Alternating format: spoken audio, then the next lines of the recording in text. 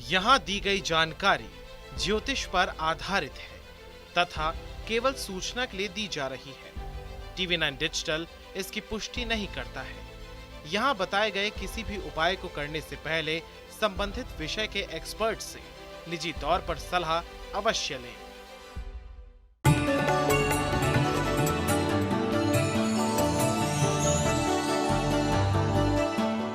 नमस्कार, आप देख रहे हैं एस्ट्रो साइंस। आप सभी का स्वागत है। मैं हूं अंजलि और मेरे साथ हैं इस कार्यक्रम में एस्ट्रो साइंटिस्ट गुरुदेव GD वशिष्ठ जी। सर, आपका बहुत बहुत स्वागत है। दाता खुशियां दे, माता रानी सुखी रखे। ज्योतिष शास्त्र के मुताबिक हमारे जीवन में होने वाली छोटी बड़ी घटनाओं का संबंध मुख्यतः 9 ग्रहों से जुड़ा हुआ होता है। ये 9 ग्रह अगर किसी व्यक्ति की कुंडली में मजबूत स्थिति में हो तो उस व्यक्ति का पूरा जीवन सुखमय व्यतीत होता है। वहीं इनकी स्थिति कमजोर होने पर इसके नकारात्मक प्रभाव भी देखने को मिलते हैं। कुंडली में हर ग्रह की स्थिति के अनुसार जातक को उसका फल मिलता है। गुरुदेव से आज हम जानेंगे इन 9 ग्रहों के कौन से भगवान हैं जिनकी पूजा उपासना से सुख समृद्धि पाई जा सकती है। इसके साथ ही आपकी राशि के पूरे दिन का हाल भी आपको बताएंगे। तो कार्यक्रम की शुरुआत करते हैं। सबसे पहले गुरुदेव से जानते हैं, अगर किसी व्यक्ति की कुंडली में सूर्य ग्रह कमजोर स्थिति में हो तो सूर्य की मजबूती के लिए किस भगवान की पूजा करें और क्या खास उपाय करने चाहिए?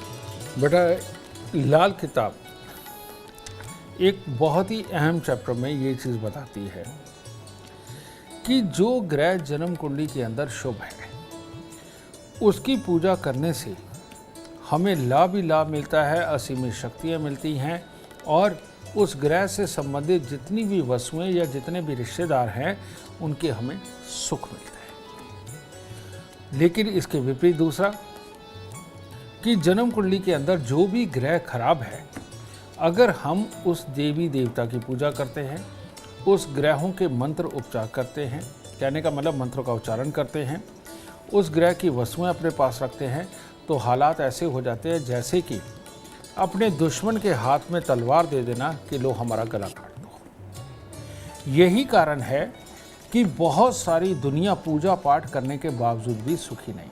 बहुत सारी दुनिया आपने ऐसी देखी होगी कि जो अपने देवता को मानते हुए उनकी उम्र निकल गई लेकिन उसने सुख का मुंह नहीं देखा। तो नेचुरली बात है कि इस चीज़ को सीखना हमारा धर्म था जो हमने पूरा नहीं किया। हम अपने आप को सनातनी, वेदांगी, वेद पढ़ने वाले बताते तो हैं लेकिन वेद की नॉलेज को एक्सेप्ट करने से मना कर देते हैं और उल्टा ये बात करते हैं भगवान किसका बुरा कर सकता है। आपके यहाँ एक कहावत आपने सुनी होगी कि ऊपर वाले की मर्जी के बिना पत्ता भी नहीं हिलता। तो बेटा, इतनी सारी बीमारियाँ कहाँ से आती हैं? ये रोड के ऊपर एक्सीडेंट हो जाते हैं, किसी का कत्ल हो जाता है, किसी को और चोट मिलती है, कोई गरीब हो जाता है, ये सब ऊपर वाला ही तो कर रहा है, और कौन कर रहा है?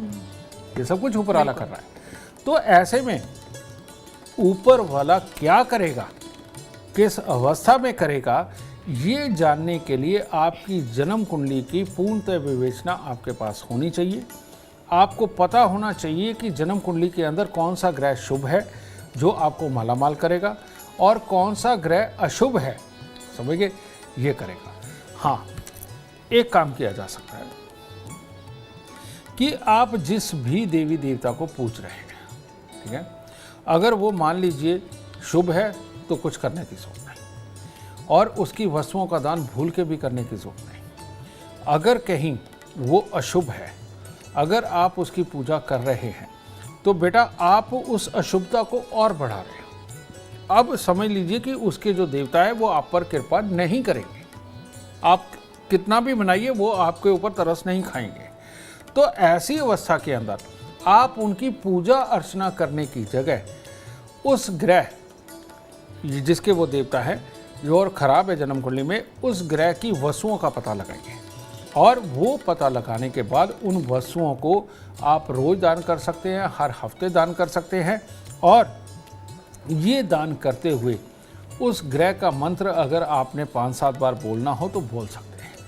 तो ऐसी अवस्था में उस मंत्र को बोल करके जो आपने ऊर्जा उत्पन्न करी, वो ऊर्जा उस वस्तुओं के साथ लग करके आपके ऑरा से दूर जाएगी और आपको सुख देगी। तो ऐसी अवस्था में मैं आपको बता रहा हूँ, एस्ट्रो साइंस ऐप के ऊपर जा करके आप अपनी date of birth, time, birth place डालिए और वहाँ पर एक चैप्टर आता है क्या दान करें और क्या दान ना करें। तो इसीलिए आपका संशय भी वहाँ बिल्कुल ख़त्म किया गया है और उसमें जो दान करने वाली वस्तुएं लिखी हैं आप वो अपना करके आप अपने जीवन को सुख में बना सकते हैं। गुरुदेव, चंद्रमा को शीतलता का प्रतीक भी माना जाता है, इसलिए चंद्रमा की स्थिति को कुंडली में मजबूत करने के लिए किस भगवान की उपासना लाभदायक है और क्या उपाय करने चाहिए? एक चंद्रमा ही ग्रह ऐसा है कि अगर जन्म कुंडली में अशुभ भी हो तो तब भी भोलेनाथ की आराधना की जा सकती है। उन पर जल चढ़ाया जा सकता है, फूल अर्पित किए जा सकते हैं, उनको चंदन चढ़ाया जा सकता है, मीठी कोई भी चीज़ ये चढ़ाई जा सकती है, शहद चढ़ाया जा सकता है। भोलेनाथ तो कुछ भी एक्सेप्ट कर लेते हैं। मैंने एक बार और भी बताया था कि जन्म कुंडली का चौथा घर यानी कि चंद्रमा का घर, वहाँ पर पापी ग्रह भी पाप ना करने की कसम खा करके बैठते हैं। ठीक है, तो चंद्रमा को मजबूत करने के लिए जो सबसे बड़ा और सबसे उत्तम इलाज बताया गया है वो है एक चांदी का चकोर टुकड़ा अपनी जेब में रखना। और दूसरा इलाज क्या है कि जो वृद्ध आश्रम होते हैं जहाँ आदमी औरत बुढ़ापे के बाद वहाँ जा कर के रहते हैं, किसी भी कारणों से हो सकते हैं, उनको चावल, चीनी, कुछ भी मीठी चीज़ें उनको आप अर्पित कर सकते हैं, उनको वो वहाँ पर दान दे सकते हैं। और दान देने के बाद अगर आपने पांव हाथ लगा करके उनका आशीर्वाद नहीं लिया तो भी घमंडी के पास में चंद्रमा नहीं होता। घमंडी का चंद्रमा कभी उसको शुभ फल नहीं देता। इसीलिए वहाँ पर झुकना और झुक कर के आशीर्वाद लेना, मुंह से बोल कर के आशीर्वाद ले, वो जो पॉजिटिव ऊर्जा वो आपके चंद्रमा को सही करेगी। तो ये दो उपाय करने वाला जिंदगी के अंदर ऐसा नहीं हो सकता कि भोलेनाथ की कृपा, रुपए पैसे प्रॉपर्टी की कृपा, मन की शांति की कृपा, जिसका कि चंद्रमा कारक है, ये उसको प्राप्त ना हो। तो ये दो उपाय करिए और सदा सुखी रहिए। अगर मंगल ग्रह की स्थिति को कुंडली में मजबूत करना हो तो किस भगवान की आराधना करें, क्या उपाय होने चाहिए? अब यहाँ पर आराधना की बात ये होती, कहते हैं लाल किताब बताती है कि अगर मंगल खराब हो तो शनि की पूजा करो और शनि खराब हो तो मंगल की पूजा करो। तो ऐसी अवस्था में अगर इंसान घमंडी है, गुस्से वाला है, पेट और आंखें खराब रहती हैं, जेलस भाव से भरा हुआ है, तो ऐसे में मैं उसको हनुमान जी की उपासना के बारे में नहीं कहूँगा। ऐसे में मैं उसको शनि देव की उपासना के बारे में कहूँगा, जिसमें कि मंत्र बोला जाता है ओम प्राम प्रीम प्रौम स शन्य नमः। ओम प्राम प्रीम प्रौम स शन्य नमः। तो अगर कहीं मंगल शुभ है, जेलस भावना आप में दूर दूर तक नहीं है, तो हनुमान जी की पूजा, ऐसे में मंगल थोड़ा कमज़ोर भी हो तो आप हनुमान जी की पूजा करके लड्डू का भोग, बूंदी का भोग, जलेबी का भोग ये लगाइए और देखिए कैसे हनुमान जी पूरी तरह से कृपा करते हैं। और इसके साथ ही अगर आप ये मंत्र ओम अंगारकाय नमः का जाप करते हैं, हनुमान चालीसा भी भाव बढ़ाता है, तो हनुमान चालीसा का जाप आप कर सकते हैं। लेकिन ओम अंगारकाय नमः का जाप आपके लिए अमृतमय सिद्ध होगा और बहुत फायदा देगा। कार्यक्रम में आगे बढ़ते हैं, जानते हैं बुध ग्रह के बारे में कि कुंडली में बुध ग्रह की स्थिति को अगर मजबूत करना हो तो किस भगवान की उपासना जरूरी है और कौन सा उपाय करना चाहिए? गुरुदेव, बुध ग्रह यही वो ग्रह है कि जिसको आसानी से काबू में किया जा सकता है, और ये जब खराबी करता है तो सबसे बड़ी खराबियां करते हैं। इसके लिए कहा जाता है कि जब ये खराब होता है तो पागल खाना, जेल खाना, वीराना ये इंसान के नसीब में होता है।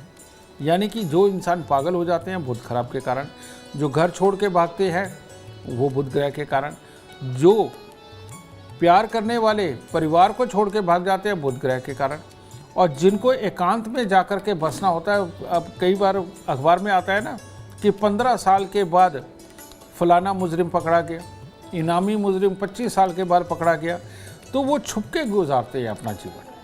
तो ये वाला जितनी सिचुएशन है ये सारी की सारी बुध ग्रह उत्पन्न करता है। तो ऐसी अवस्था में बुध ग्रह को अगर अच्छा करना हो तो सबसे उत्तम है छोटी छोटी कन्याओं का पूजन, जो हमें साल में 2 बार करने के लिए नवरात्रों में बोला जाता है। तो वैसे तो आम इंसान के लिए इतना ही है, लेकिन अगर बुध ग्रह खराब अवस्था के अंदर हो तो माँ दुर्गा का ध्यान करना, लेकिन उनके मंत्र का उच्चारण ना करना। माँ दुर्गा का ध्यान, क्योंकि माँ दुर्गा के मंत्र जोश पैदा करते हैं। तो ऐसे में गलती हो सकती है। लेकिन अब हमें उसके सात्विक भाव को काम में लाना है, क्योंकि खराब है बुध। तो ऐसी अवस्था में माँ दुर्गा का सिर्फ ध्यान करना, और ध्यान करते हुए छोटी छोटी आप 5, 7 या 9 कन्याओं को पूजें, उनको कुछ मीठा दें, उनके गले में गेंदे के फूलों की माला पहनाएं और पांव हाथ लगा के सारी कन्याओं से आशीर्वाद लेना बुध ग्रह को बहुत बहुत जल्दी ये अच्छा कर देता है। ठीक है। और बुध ग्रह को अगर अच्छा करना हो तो ऐसे में नमक का प्रयोग थोड़ा कम और मीठे का प्रयोग ज़्यादा करना भी ये खाने में, तो ये भी बुध ग्रह को अच्छा करता है। अब बारी आती है कुंडली में बृहस्पति ग्रह की। कैसे मजबूत करें इस ग्रह को, जानते हैं गुरुदेव से। बृहस्पति सही मायने में ब्रह्मा जी से जुड़ा हुआ है, लेकिन ब्रह्मा जी की पूजा वर्जित है। तो ऐसी अवस्था के अंदर हम अपने गुरु को वो स्थान देते हैं। वो आध्यात्मिक गुरु भी हो सकता है, वो आपको लिखाने पढ़ाने सिखाने वाला गुरु भी हो सकता है, आपके माता पिता वो भी गुरु हो सकते हैं, और दादा दादी तो धरती पे सबसे प्रथम गुरु बृहस्पति के लिए माने गए हैं। तो ऐसी अवस्था के अंदर अब इनकी आराधना का कोई सीन नहीं है जी। जैसे पुष्कर राज्य में अगर आप जाएं तो वहाँ यज्ञ पूजा पाठ नहीं होते।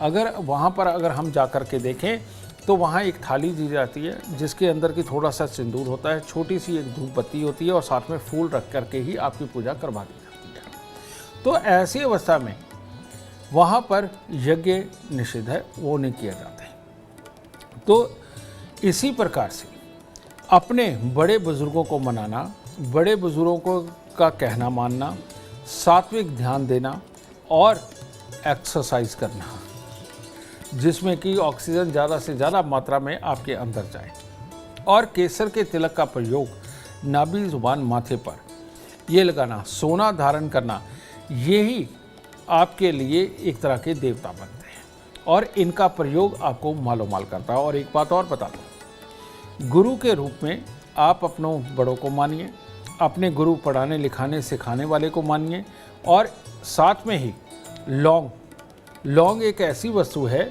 जिसके अंदर ऑक्सीजन का पूरा वो सिलेंडर ही मान लीजिए, एक फूल वाला लौंग। ठीक है। आप दिन के अंदर अगर 2 बार 3 बार लौंग को चूस के चबा करके खाते हैं, ये बृहस्पति ग्रह की पूर्ण कृपा आपके ऊपर बरसाता है। याद रखने की ताकत, संस्कार, प्लानिंग बनाना, पैसा कमाना, सब कुछ आपके अंदर गुण पैदा कर देता है। तो ऐसे में आप भले लौंग को ही गुरु मान लीजिए, वो ज़्यादा अच्छा है। जानते हैं गुरुदेव से कि कुंडली में शुक्र ग्रह की स्थिति को अगर मजबूत करना हो तो किस भगवान की पूजा सबसे ज्यादा असरदार होती है। गुरुदेव, तुमने देखा होगा, हमारे शास्त्रों में भी लिखा है, हमारे ग्रंथों में भी लिखा है, फिल्मों की कहानियों में भी आया है, एपिसोड्स में भी आया है कि राक्षस बहुत अमीर होते हैं। जी। श्री शुक्राचार्य राक्षसों के गुरु, लेकिन शुक्र से ही माँ लक्ष्मी। ठीक है। तो माँ लक्ष्मी तो चलाए माने, वो कहीं पर भी आती रहती है, जाती रहती है, आती रहती है, जाती रहती है। तो ऐसी अवस्था के अंदर माँ लक्ष्मी का जो पूजन, लेकिन माँ लक्ष्मी का पूजन जो है उतावलेपन पे होता है। कहने का मतलब मंत्रों के अंदर जोश होता है, और बिना खुशबू के तो माँ लक्ष्मी के मंत्र काम नहीं करते हैं। लेकिन जिनकी कुंडली के अंदर ये खराब है वो भी माँ लक्ष्मी का पूजन कर सकते हैं, और जिनकी कुंडली में ये शुभ है तो वो पूजन करे ना करे फर्क नहीं पड़ता। ठीक है। तो ऐसी अवस्था में सबसे पहले अगर आपको माँ लक्ष्मी का पूजन करना है और उसकी कृपा पानी है तो आपको गाय के दूध का प्रयोग करना बहुत ज़रूरी है। दूसरा, माँ लक्ष्मी के पूजन के लिए गाय की पूजा से ही शुरुआत करना, उनको चारा खिलाना, उनको नहलाना धुलाना, उनको पानी पिलाना। जब तक आप ये नहीं करेंगे तब तक आपके ऊपर माँ लक्ष्मी की कृपा हो ही नहीं सकती। और इसीलिए आप हिंदू रीति रिवाज के अंदर देखिए, गाय को चारा, गाय को पेड़ा, गाय को रोटी और गुड़ ये खिलाना आम बात है लगभग हर घर में। ठीक है। क्योंकि गाय का पूजन किसी भी तरह से निषिद्ध नहीं है, हर किसी के लिए ऊर्जावर्धक, ज्ञानवर्धक और संस्कारवर्धक है। और इसी से ही धन कमाने की विधि भी आती है गाय की पूजा से। तो कामधेनु यानी कि माँ लक्ष्मी, कामधेनु गाय का जिक्र भी माँ लक्ष्मी के कारण ही आता है कि घर के अंदर संपूर्णता बनी रहे। तो ऐसी अवस्था में अगर आप किसी भी पंडित जी को बुलाकर पे माँ लक्ष्मी की पूजा करवाते हैं तो एक बात का ख्याल रखें कि उसके अंदर खुशबू वाली धूप बत्ती, जोत बत्ती, ये सब कोई खुशबू वाली हो, इत्र का प्रयोग ज़रूर हो। और ऐसे में माँ लक्ष्मी का पूजन करना और गाय का पूजन करके फिर माँ लक्ष्मी का पूजन करना आपके लिए अमृतमय होगा। तो देखिए, आपके सभी ग्रहों को आप कैसे मजबूत कर सकते हैं, गुरुदेव के बताए हुए उपाय आप नोट डाउन कर लें ताकि आपको आगे इसे उपाय में लाने में मदद मिल सके। अब बारी आती है शनि ग्रह को मजबूत करने की। जानते हैं गुरुदेव से किस देव की उपासना करने से शुभ फल की प्राप्ति होगी। बहुत काम की बात तुमने पूछी है, लेकिन आजकल का चलन कुछ अलग हो गया है। लोग शनि देव को भी बहुत मानने लग गए हैं, जो कि किसी भी युग के अंदर पहले नहीं हुआ। ठीक है, ये अभी हो रहा है। तो ऐसी अवस्था में चलो हम इनकी भी आस्थाओं का ख्याल करते हैं। तो शनि आपके जैसे भी हैं, अच्छे या बुरे। हालांकि शनि अगर अच्छे हों तो बटुक भैरव जी की पूजा करनी चाहिए, और शनि बुरे हों तो काल भैरव की पूजा करनी चाहिए। और ऐसी अवस्था में बटुक भैरव की जब पूजा की जाती है तो उनको मिष्ठान चढ़ाए जाते हैं। ठीक है, और वो बहुत ही उत्तम रहता है। और जब शनि खराब होते हैं तो सरसों का तेल, शराब वगैरह ये परमात्मा को यानी कि काल भैरव को अर्पित की जाती है। तो ऐसी अवस्था में अब लोग तो सब कुछ ही कर रहे हैं, चलो आपकी आस्था के साथ चलते हैं। आपके शनि अच्छे हैं या बुरे हैं, इससे फर्क नहीं पड़ता। शनि देव की आराधना अगर आपको करनी है तो किसी भी सूरत में सूर्य के रहते रहते परमात्मा शनि देव की आराधना ना करें।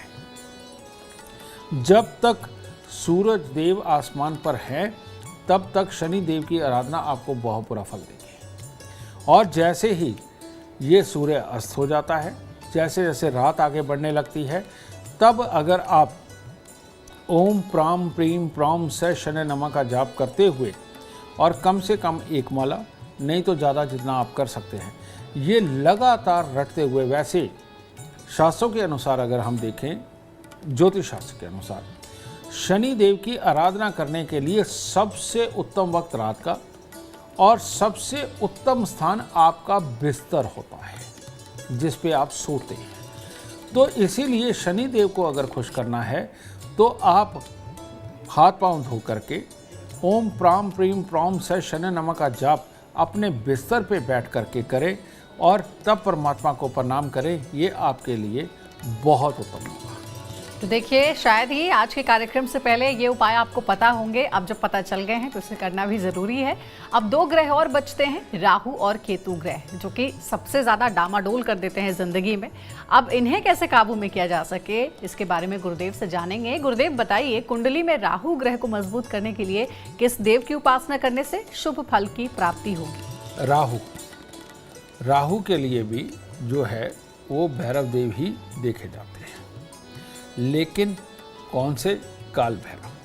ठीक है, क्योंकि वो टेक्नोलॉजी के देवता हैं, आइडिया के देवता है, गुरुत्वाकर्षण के देवता हैं। ठीक है, तो ऐसी अवस्था के अंदर ये हमेशा ही राहु का काम है शरारत करना। अब वो शरारत के अंदर एक्सीडेंट भी होता है, शरारत के अंदर धोखा भी मिलता है, शरारत के अंदर टेक्नोलॉजी भी है, शरारत के अंदर तेज़ दिमागी भी है और बड़े से बड़े आइडिया भी हैं। तो इनका पूजन करने के लिए आपको बटुक भैरव नहीं, काल भैरव के ऊपर आपको शराब का भोग अर्पित करना चाहिए। ठीक है, और इसके साथ ही नीले फूलों से, नीले रंग के धरती पर जितने भी फूल हैं, पर्पल कलर के जितने भी फूल हैं, ये सारे के सारे राहु की ताकत को अपने अंदर समेटे हुए हैं। तो इनकी एक माला अगर आप काल भैरव को अर्पित करते हैं और साथ में शराब का वहाँ पर भोग चढ़ाते हैं तो सबसे उत्तम है। लेकिन राहु देव के काल भैरव को खुश करने का एक और तरीका भी है, और वो क्या है कि जितने भी अंग भंग भिखारी हैं, ठीक है, जिनके अंग नहीं है, जिनका काम ही भीख मांग के अपना जीवन व्यापन करना लिखा हुआ है, उनको अगर आप मीठा देते हैं, यानी जलेबी हो गई, बूंदी हो गई, रसगुल्ले हो गए, गुलाब जामुन हो गए, ऐसी रस भरी चीज़ें अगर आप उनको ये खिलाते हैं, दान के रूप में देते हैं और साथ में काल भैरव जी की आप पूजा करते हैं, तो राहु की इससे उत्तम पूजा नहीं हो सकती। लेकिन शुभ राहु वाले जो टेक्नोलॉजी में है, रोज़ नए आइडिया जिनको आने होते हैं, ये अगर माँ सरस्वती की पूजा करें तो सबसे उत्तम है, क्योंकि शुभ राहु की देवी जो है वो है माँ सरस्वती और अशुभ राहु के जो देवता हैं वो हैं काल भैरव। तो राहु ग्रह को कैसे मजबूत करें ये तो गुरुदेव ने बता दिया। और अब बारी आती है आखिरी ग्रह जो कि केतु ग्रह है। केतु ग्रह को कुंडली में अगर आपको मजबूत करना हो, किस भगवान की आराधना करें और कैसे शुभ फल की प्राप्ति होगी, आज इस कार्यक्रम में आप जान पाएंगे। गुरुदेव आपको बताएंगे।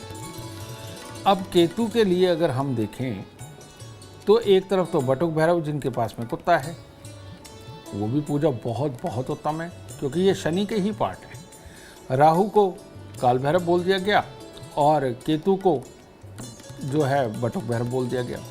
लेकिन इसके साथ में केतु के जो देवता है वो है गणपति जी, तो दो देवता हो गए। जैसे राहु के दो देवता हुए, ठीक है, माँ सरस्वती और काल भैरव, इसी तरह से बटुक भैरव और गणपति ये केतु के देवता हैं। तो ऐसी अवस्था के अंदर आप गणपति जी का जब भी ठहराव करके कोई भी पूजन करते हैं और लंबे समय तक करते हैं तो केतु देव भी प्रसन्न होते हैं, गणपति जी भी प्रसन्न होते हैं। नहीं तो पॉजिटिव सोच, खुशहाली के जितने भी कार्य करने होते हैं, ऐसी अवस्था के अंदर केले का अर्पण करना, मिष्ठान को अर्पण करना, ये करके अगर आप बटुक भैरव जी की भी पूजा करते हैं तो आपके लिए अति उत्तम फलों की प्राप्ति होगी। देखिए, आज गुरुदेव ने आपको सारे उपाय बता दिए हैं। कौन सा ग्रह कमजोर है लेकिन उसे मजबूत किया जा सकता है, भगवान को मना करके, उनकी पूजा आराधना में लीन होकर के। आज ये सारे उपाय आप जरूर अपने अपने घरों में इस्तेमाल करें और हो सकता है इससे आपके जीवन में एक बड़ा बदलाव आए। अगर आप जीवन में कामयाबी चाहते हैं, अपार धन और लाभ चाहते हैं, तो गुरुदेव के बताए हुए उपाय जरूर करें। उम्मीद करते हैं आपको आज का विषय पसंद आया होगा। कल आपके सामने लेकर आएंगे एक और विषय जो आपकी कॉम्प्लिकेटेड लाइफ को बना देगा आसान और खुशियों से भरपूर। अगर आप हमारे गुरुदेव से मिलना चाहते हैं या पर्सनली उनसे बात करना चाहते हैं तो आप कॉल कर सकते हैं। नंबर है 9999990522। आप भी सुख समृद्धि और खुशहाली चाहते हैं और चाहते हैं कि आपके दुखों का अंत हो जाए, इसके लिए एस्ट्रो साइंस ऐप डाउनलोड करना ना भूलें। फिलहाल समय हो गया है आपसे इजाजत लेने का। आप बने रहें हमारे साथ और हमारे एस्ट्रो साइंटिस्ट गुरुदेव GT वशिष्ठ जी के साथ देखना ना भूलें। एस्ट्रो साइंस रोजाना सुबह 8 बजे। नमस्कार।